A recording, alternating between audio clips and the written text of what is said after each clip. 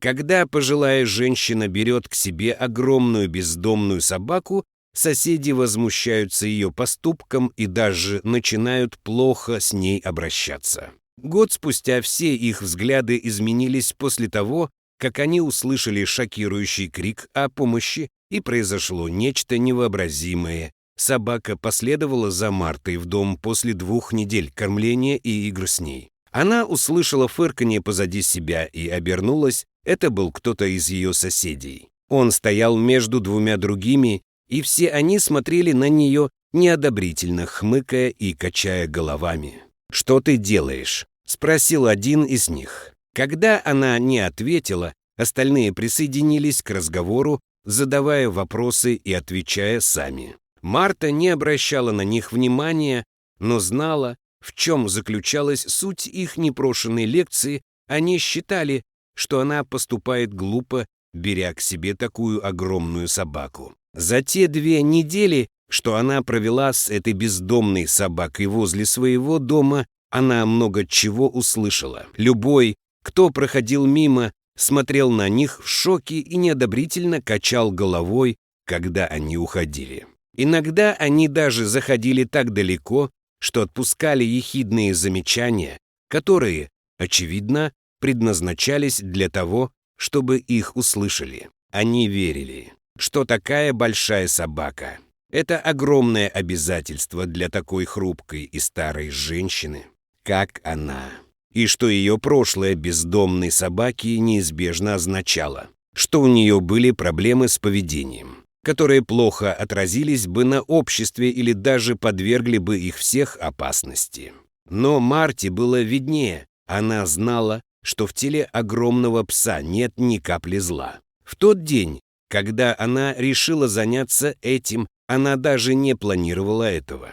Она стояла на крыльце своего дома, просто наблюдая за проходящими мимо людьми и слушая шум ветра в кронах деревьев. Ей нравилось делать это по вечерам, так как она всегда была слишком уставшей, чтобы гулять, как в юности. Она наблюдала, как собака роется головой в мусорном ведре, пытаясь наскрести то, что, скорее всего, было ее первой едой за день. Она вдруг вспомнила, как упала на дороге, а собака появилась из ниоткуда и встала над ней. Сначала она испугалась, но в конце концов поняла, что пес всего лишь пытался ей помочь. Пес подталкивал ее своей огромной мордой и даже лизал ее поцарапанное колено, пока боль не превратилась в смех. Эта первая встреча вызвала в ее сердце нежность к собаке, и она иногда оставляла остатки еды там, где она могла их найти. Воспоминания об этом и вид огромного немецкого дога, роющегося в поисках пищи, вызвали в ее сердце глубокую жалость. Она немного понаблюдала и через несколько минут приняла решение. Она поднялась с крыльца и медленно подошла к собаке, чтобы не напугать ее. Собака попятилась, так как опасалась незнакомцев. Что еще более важно, жители этого района были не очень добры к нему. На самом деле он бы убежал, если бы это был любой другой житель этого района. Марта начала издавать тихие звуки, подзывая его к себе. Она присела на корточки, чтобы быть на одном уровне с собакой, и заговорила с ней, пытаясь заставить ее следовать за собой, но она по-прежнему не доверяла ей. Поэтому она пошла в дом и принесла немного еды для него. Она знала, что это будет долгая борьба. Она делала это каждый день в течение недели, а на следующий пес принес ей палку. Она поняла, что это значит, и они начали играть в мяч. Через несколько дней собака начала приходить к ней на крыльцо, просто чтобы посидеть с ней в тишине. Таким образом, ей потребовалось около 2 недель, чтобы полностью привыкнуть к ней. В тот день соседи решили открыто выразить свое недовольство, но ей было все равно. Обычно они все равно не обращали на нее внимания, поэтому она забрала собаку и закрыла дверь. Она отвела ее на задний двор, где ее уже ждала пустая берлога. Она уже собиралась уходить, когда обернулась, потрепала собаку по голове и сказала: «Фа, «Я буду звать тебя, Фа», собака радостно залаяла, словно в знак одобрения. Сердце Марты замерло при этом звуке. За несколько месяцев до этого она пережила тяжелую утрату. Для пожилой женщины, жившей вдали от своих детей и внуков, потеря собаки стала тяжелым испытанием.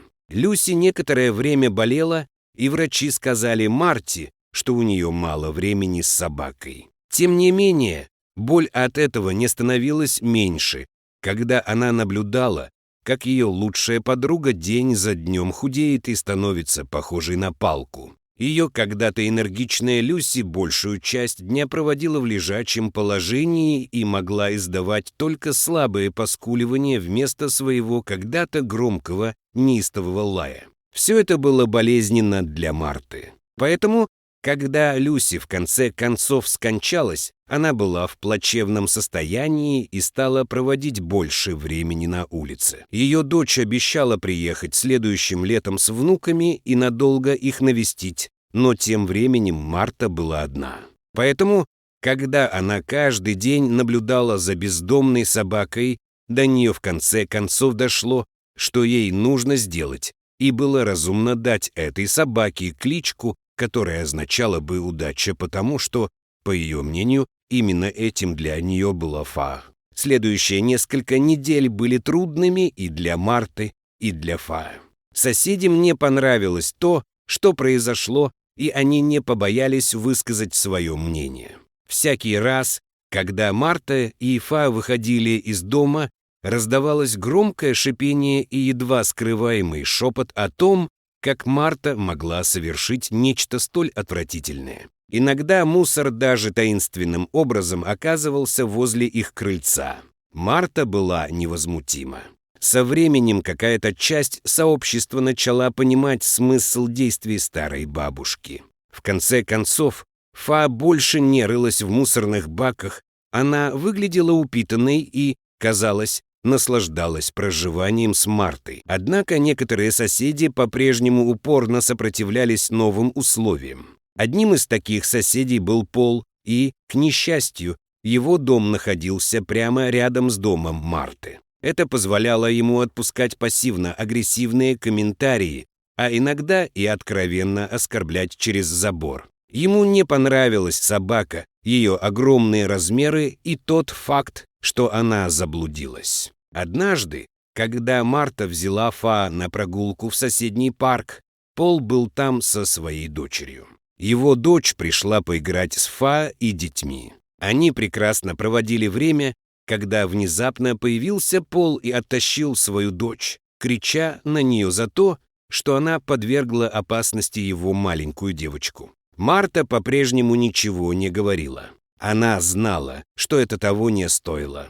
Она, однако, держалась на расстоянии от этого человека и не делала ничего, что могло бы спровоцировать его агрессивные действия. Прошел год, и все стали относиться к Фа более дружелюбно. Это была чудесная собака, которую громко обожали дети и которой молча восхищались взрослые. Марта была счастлива, что она рядом, и все же ей не хватало человеческого общества.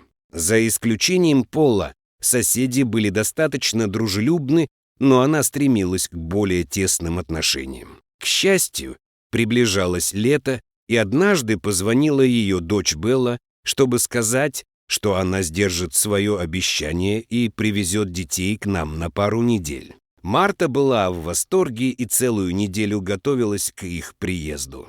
Она подготовила спальню для гостей и сходила в продуктовый магазин, чтобы пополнить запасы в кладовой. Она расспросила своих дружелюбных соседей, чем сейчас увлекаются дети, и получила кучу шоколада и чипсов, которые упоминались в разговорах. Она также готовила разные блюда, от лазаньи до вкуснейшего куриного бульона.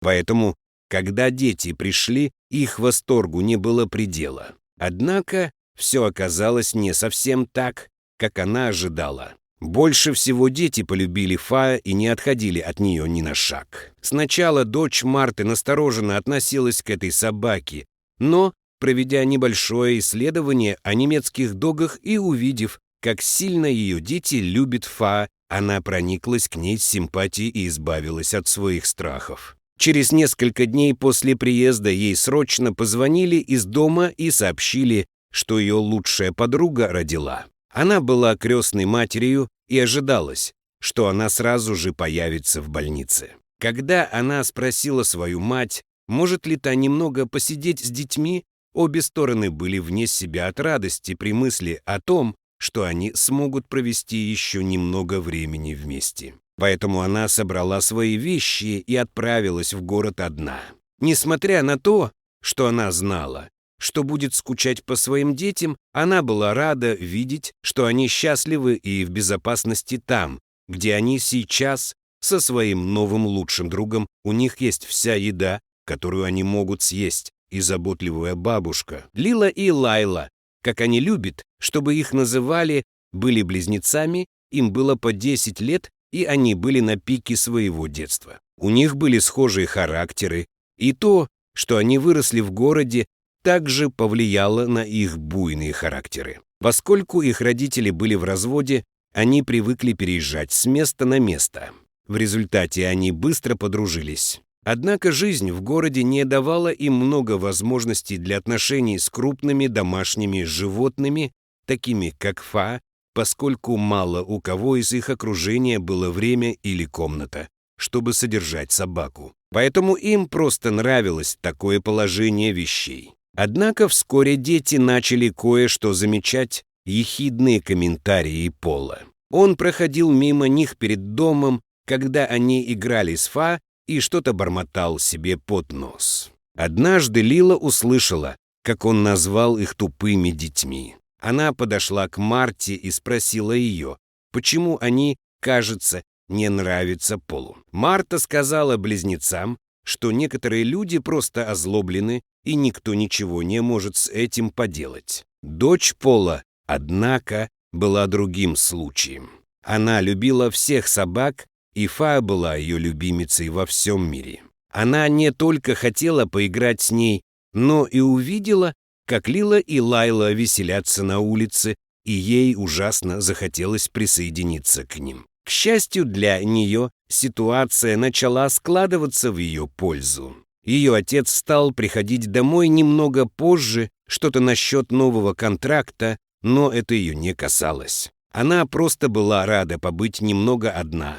У нее была няня, но она не знала, что ей нельзя играть с Фа или соседскими детьми. Лила и Лайла, которые умели заводить друзей, без колебаний пригласили девочку в первый же день, когда заметили, что она околачивается поблизости. С тех пор она каждый вечер приходила к Марте домой поиграть со своими внуками и Фа. Будучи дружелюбной собакой, особенно с детьми, Фа сразу же привыкла к девочке. И, видя, что Лила и Лайла тоже не возражают против нее, все четверо быстро подружились. Казалось, все знали, что они неразлучны, все, кроме Пола. Так продолжалось почти неделю, пока однажды Пол не приехал раньше, чем предполагалось. Он был потрясен, увидев, что его дочь играет в мяч с внуками Марты и Фа. Он разозлился и покраснел, как спелый помидор, когда приказал своей дочери идти в дом и погрозил пальцем Лила и Лайле, как будто это было их рук дело. С тех пор его дочь никогда не подходила ни к собаке, ни к детям, но каждый вечер она одиноко наблюдала за ними из-за забора. Лила и Лайла часто махали ей и качали головами, выражая свою жалость к ней. Так продолжалось до тех пор, пока члены общины не решили устроить барбекю. Семьи Пола и Марты, как и многие другие, были приглашены. Все ждали вечера, который, как они знали, мог оказаться напряженным, но ничего не могли с этим поделать. Не пригласить никого из них означало бы развязать войну. В любом случае, проблема, похоже, была только у одного человека. Почти все соседи приняли все как есть, тем более, что все дети любили Фа. Они просто надеялись, что Пол будет держать себя в руках в течение вечера. Мероприятие должно было состояться на пляже, и по мере приближения дня в округе нарастало волнение. Мужчины были у гриля, демонстрируя свое мастерство в приготовлении мяса. Женщины отвечали за напитки и закуски. Детей предупредили, чтобы они не заходили в воду, и все взрослые приглядывали за ними. Лила, Лайла и еще несколько детей веселились с Фа, в то время как другие дети разбрелись кто куда. Одни рисовали ангелов на песке, другие брызгали друг в друга водой. Многие бегали вокруг, а другие строили замки из песка. Однако дочери Пола пришлось нелегко после того, как она была лишена того, что по-настоящему доставляло ей удовольствие. Через некоторое время она медленно двинулась к воде уже в пустынной части пляжа, которую вряд ли кто-нибудь заметил. Она сидела у кромки воды и болтала ногами. Она продолжала в том же духе в течение нескольких минут, когда ее взгляд упал на светящийся предмет в воде. Когда она наклонилась поближе, чтобы рассмотреть его, то перевернулась и приземлилась в океан с громким всплеском и тихим криком, когда вода хлынула ей в рот, уши и нос. Люди, собравшиеся на краю пляжа, были потрясены, увидев, что Фа несется к воде с головокружительной скоростью. Никто не имел ни малейшего представления о том, что происходит, и удивлялся, почему она вдруг нырнула в воду, как будто что-то искала. Затем они услышали тихий крик о помощи, едва слышный среди грохота волн. Только после того, как сотрудники Фа вытащили дочь Пола из воды, в толпе раздались удивленные возгласы. Сам Пол заметно дрожал и прижимал дочь к груди. К счастью, с маленькой девочкой все было в порядке. Пол не мог оторвать взгляд от Фа, и благодарность переполняла его сердце. Он заплакал, когда до него дошла реальность. Он легко мог потерять свою дочь без помощи собаки. Осознание этого заставило его понять, каким озлобленным и ядовитым человеком он был. Он быстро научился никогда не проявлять жестокости никому, ни к человеку, ни к животному, независимо от их происхождения. Собака избавила его от многих огорчений. Он опустился на колени перед Фа, извинился и горячо поблагодарил ее. Даже если она не могла его понять, будучи хорошей собакой, она позволила ему погладить себя и даже слезала его слезы. Затем он подошел к Марти и сказал: «Прости меня.